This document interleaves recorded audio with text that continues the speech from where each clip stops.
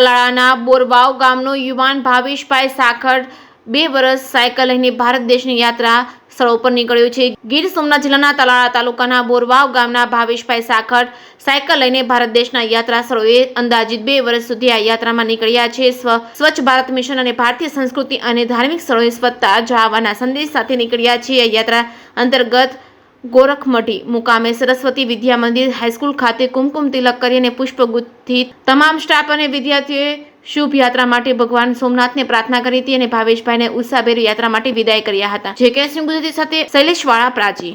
આજ રોજ તાલાળા તાલુકાના બોરવાવ ગામથી ભાવેશભાઈ સાખડ કે જેઓ સ્વચ્છ ભારત મિશન અને ભારતનો સાંસ્કૃતિક વારસો માટે પોતાની સાયકલ લઈ અને ભારતની સફરે નીકળ્યા છે।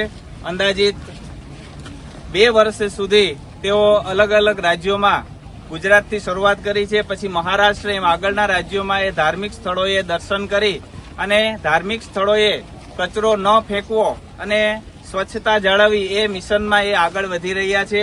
તો આપણે અહીંયા સરસ્વતી વિદ્યા મંદિર હાઈસ્કૂલ ગોરખમઢીથી તેઓ સારી આશાએ અને ભગવાન સોમનાથ એમનું સારું તંદુરસ્તી આપે અને યાત્રા સફળતાથી પૂર્ણ કરે એ સાથે અમે અહીંયાથી ભાવેશભાઈને વિદાય એ લઈ રહ્યા છે અને એઓ ભારતના પ્રવાસે જઈ રહ્યા છે।